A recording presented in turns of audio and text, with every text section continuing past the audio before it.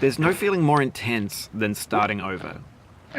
If you deleted your homework the day before it was due, as I have, or if you left your wallet at home and you have to go back after spending an hour in the commute.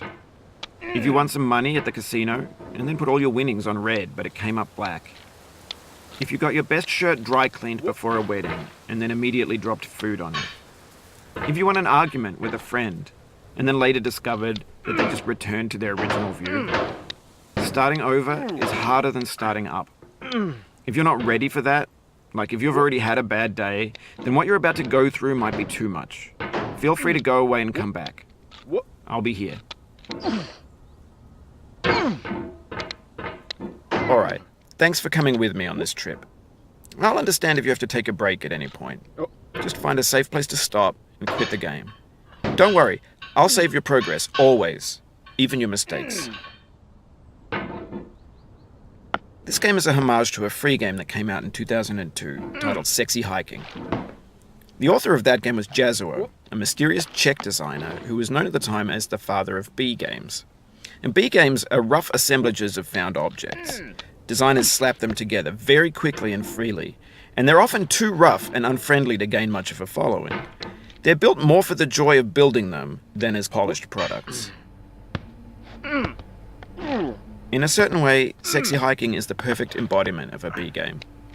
It's built almost entirely out of found and recycled parts, and it's one of the most unusual and unfriendly games of its time. In it, your task is simply to drag yourself up a mountain with a hammer. And that act of climbing, in the digital world or in real life, has certain essential properties that give the game its flavor.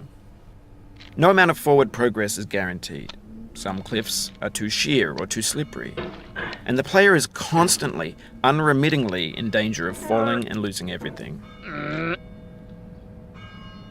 Anyway, when you start Sexy Hiking, you're standing next to this dead tree that blocks the way to the entire rest of the game. It might take you an hour to get over that tree, and a lot of people never got past it. You prod and you poke at it, exploring the limits of your reach and your strength, trying to find a way up and over.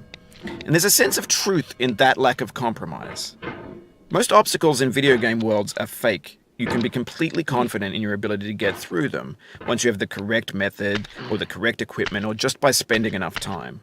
In that sense, every pixelated obstacle in Sexy Hiking is real. The obstacles in Sexy Hiking are unyielding, and that makes the game uniquely frustrating.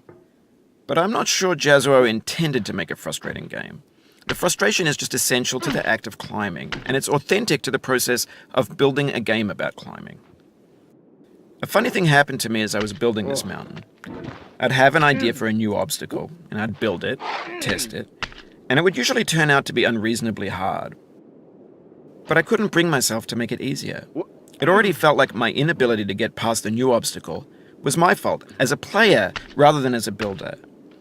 Imaginary mountains build themselves from our efforts to climb them, and it's our repeated attempts to reach the summit that turns those mountains into something real. When you're building a video game world, you're building with ideas, and that can be like working with quickset cement. You mold your ideas into a certain shape that can be played with, and in the process of playing with them, they begin to harden and set until they're immutable, like rock. And at that point, you can't change the world. Not without breaking it into pieces and starting fresh with new ideas. For years now, people have been predicting that games would soon be made out of prefabricated objects, bought in a store and assembled into a world. And for the most part, that hasn't happened, because the objects in the stores are trash. I don't mean they look bad or that they're badly made, although a lot of them are. I mean they're trash in the way that food becomes trash as soon as you put it in the sink. No. Things are made to be consumed and used in a certain context, and once the moment is gone, they transform into garbage.